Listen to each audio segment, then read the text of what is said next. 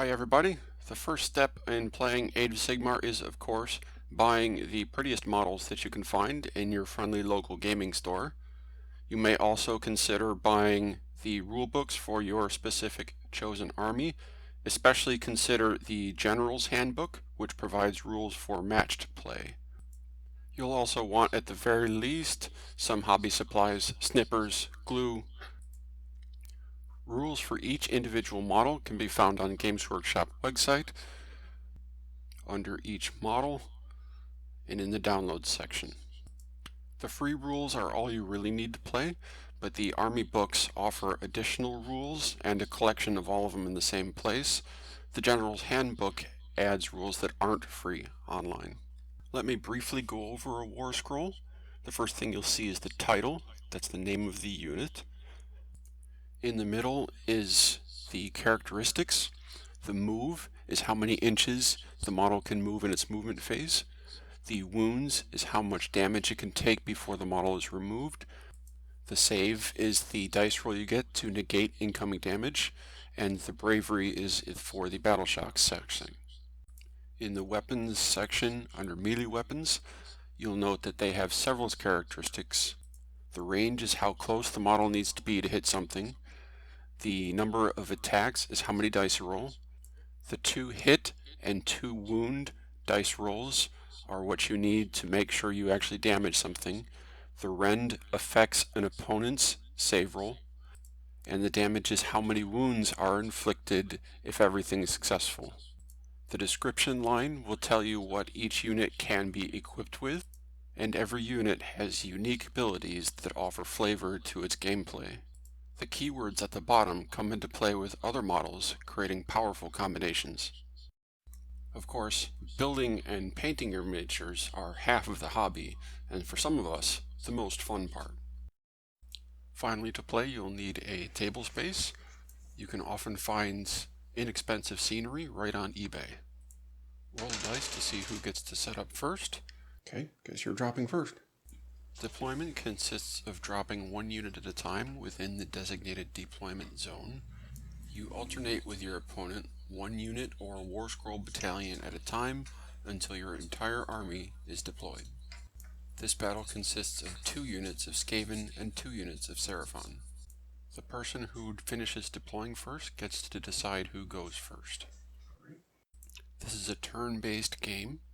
The turn consists of several phases: hero phase, movement phase, shooting phase, charging phase, fight phase, and the battle shock phase. The mission you play will determine how long the game lasts. So in my hero phase, I'm going to activate the Saurus Oblud on Carnosaur's command ability on himself. So I'm going to move the Saurus Guard, and because they have a drummer, they can double move. So their typical movement is 5 inches, so with the drummer, we can move them 10.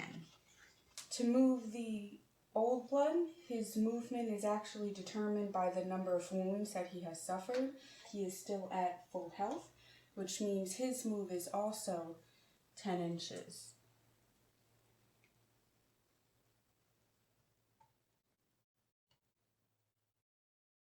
Next we have the shooting phase. Carnosaur is the only one with a weapon that he can use to shoot. His missile weapon is the Sunbolt Gauntlet. It has a range of 18 inches. And he's well within range to make sure that his missile hits either of these units. I'm actually going to target this unit of clan rats to thin the herd. So I roll to see how many attacks I get. That's 4 attacks. 3's to hit. They all hit. 4 and up to wound.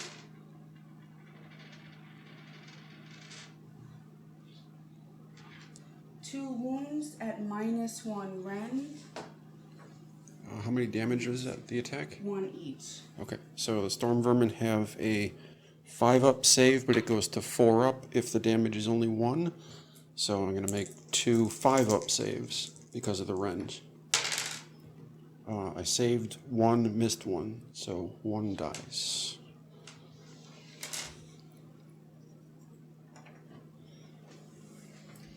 And that's the end of my turn because I'm not in range to attack those units, nor this one with the move. Well, you can charge him if you want. No, I don't. Battle shock phase, I actually lost a guy, so I have to take battle shock. Their bravery is only 5. To take a battle shock test, roll 1 dice, add the number of models slain that turn. The difference between the result minus the bravery is how many additional models flee the game. I roll a 5, and a 1, add 1, so they're fine. So my hero phase, the Warlock Engineer is my general. The general automatically gets Inspiring Presence just because he's the general. So we're going to use Inspiring Presence on the Storm Vermin. And then because he's a wizard as well, I'm going to use Mystic Shield on the Storm Vermin. I need a 6 on a 2d6 to get it, and that fails. And then I'll go into movement. So you have to end your move outside 3 inches of an enemy. The only way to get into combat inside 3 inches of the enemy is to make a charge move in the charge phase.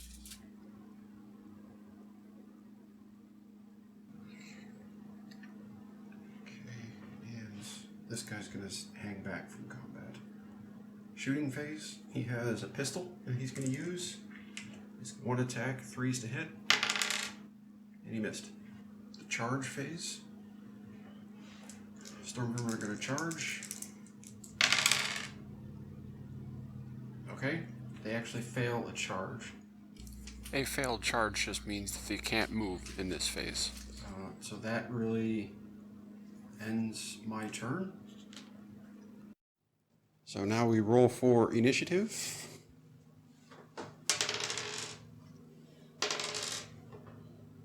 And you get to decide who goes first. I'll go first. Because of the initiative roll, it is entirely possible that the same army takes 2 turns in a row.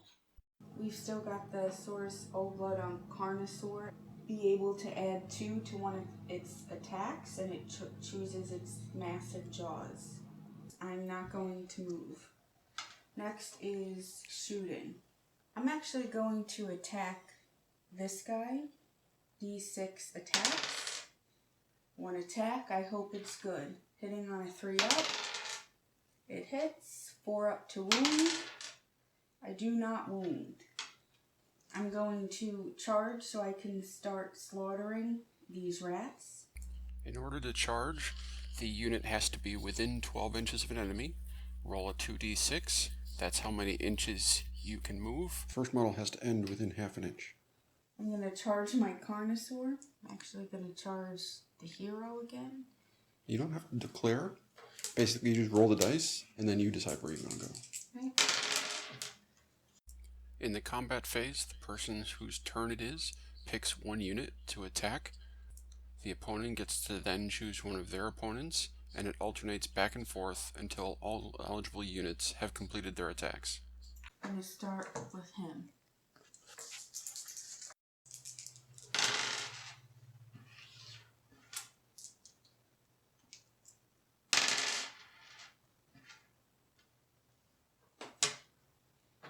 Is there a rend in that? 1 wound, -1 rend.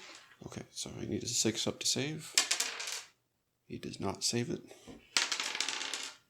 He does 3 damage. Okay.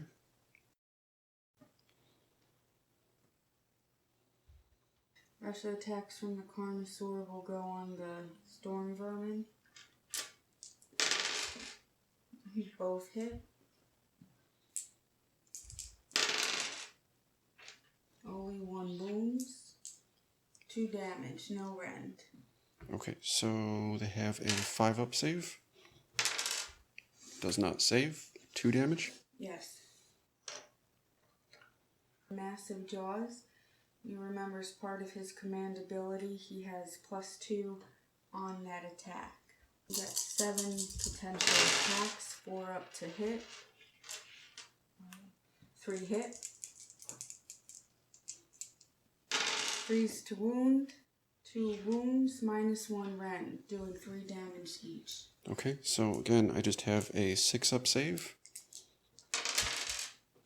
I saved 1, but 3 die. So because I've killed enemy models with the massive jaws, that means I will get to run and charge in the same turn for the rest of the battle. I'll pile in with the storm vermin. Okay, so because I have to pile in towards the closest enemy model, I'm only going to get 4 into the Carnosaur, but there will be 8 into the Saurus Guard. So we'll do the 4 into the Carnosaur first. We're going to have 2 attacks each, so that's 8 attacks. They're going to be hitting on the 3s.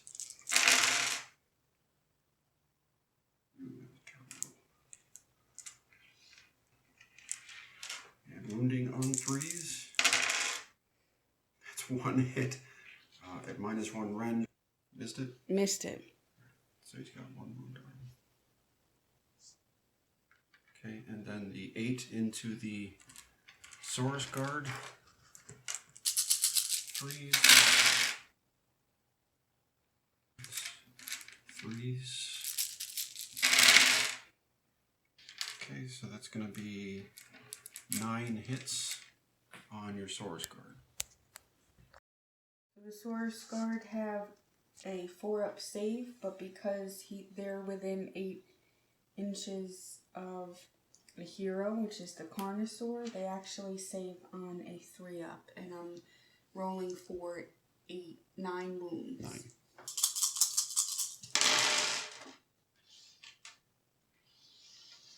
So all save but 3. So 3 of my models go away. So I'm going to pile in with the Saurus Guard.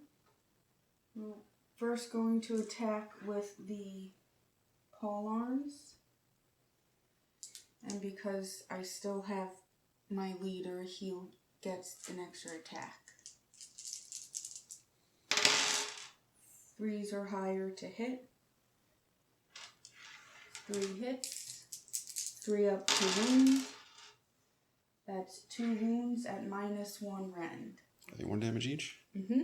Alright, so 5-up save. Saved 1. So 1 damage. Mm-hmm. Okay, and now they're going to attack with their jaws and shield. Okay, that's 1 hit, 4 up to wound. That's 1 wound. Okay, 5-up. Saved. Then it's my go with the Warlock Engineer. He's attacking the Carnosaur. He gets 1 attack. He hits on a 4. And he wounds on a 3. So that's 1 wound on your Carnosaur. And he misses it. He takes another wound. That's actually 2 damage. So now it's the Battle Shock phase. It's your turn. So you would take Battle Shock first. Your Saurus Guard lost 3, but their bravery is 10. So actually their bravery is 12. Yes. So you can't fail it. Yes. My Storm Vermin still have a bravery of 5. They lost 1, 2, 3, 4, 5, 6 guys. So 5 plus 6 is 11, minus 5 is 6, so 6 more Storm Vermin run away. So because the Carnosaur is so intimidating, one of his abilities is also Blood Roar. So now that my opponent has taken a Battle Shock test and has rolled a 5, and 5 of his units fled, I also get to roll a dice. And if it's higher than 5, another D3 units flee. No. Nope, everyone's safe. In my hero phase, I'm going to put Inspiring Presence on the Storm Vermin. I'm going to cast his Warp Lightning spell, and I'm going to try and overcharge it. So I roll a 2d6. I need to get a 5. And I get it. So the Saurus Guard here are going to take d6 mortal wounds. They're going to take 2 mortal wounds. Mortal wounds ignore a model's saving roll. For movement phase, the Storm Vermin have a banner which then allows them to retreat and charge. So that's what we're going to do. So I'm going to use their movement to retreat out. A model that makes a retreat move cannot charge or shoot in that same turn. All I have to do is be outside of 3 inches. We're going to consolidate, and I'm also going to retreat with the... no, actually I'm not. I'm not going to retreat with him because he can shoot. So I'm going to shoot my pistol. I need a 3 to hit, and a 4 to wound, and I miss. I'm going to charge with the Storm Vermin with a 10, so they get in. Okay, and I'll start combat with my Warlock. He gets 1 attack, and he misses. As the engineer is already hurting, I'm going to put my attacks into the Storm Vermin, and there are more of them, so I want to limit the amount of damage they can do. The Spear. 3 attacks, 3 up to hit, 1 hits, 3 up to wound. That's 1 wound minus 1 rend. What's the damage on it? D3. Okay, so I have a 6 up save. Nope, I failed it. It's 1 wound. Okay. Next we have the forelimbs. So for the forelimbs, I get 2 attacks, and because I've taken 3 damage on the table, it indicates that I need a 4 up to hit. 3 up to wound. That's 1 wound. Any rend? No rend, 2 damage. Alright, so it's still a 6 up save. Nope. 2 more die. And finally, we'll attack with the jaws, and according to the table, since he has suffered 3 wounds, we get 4 attacks with the jaws. But again, we would add 2 to that attack because of his command ability. So we have a total of 6 attacks. 4 up to hit. Best roll ever. 3's up to wound. Okay, so we have 3 wounds minus 1 rend. Right. So 3 6 up saves. And I fail all of them. Those are doing 3 damage each. That's 9 damage. That'll take out the rest of the unit. That's the end of my turn. So now, once again, we roll for initiative. 5. Uh-oh, not looking good. I guess you're going first. Alright. So in the hero phase, my command ability is still the same. I'm going to use the missile against the engineer. I believe he's got 2 hit points left, so hopefully we can take him out pretty easily.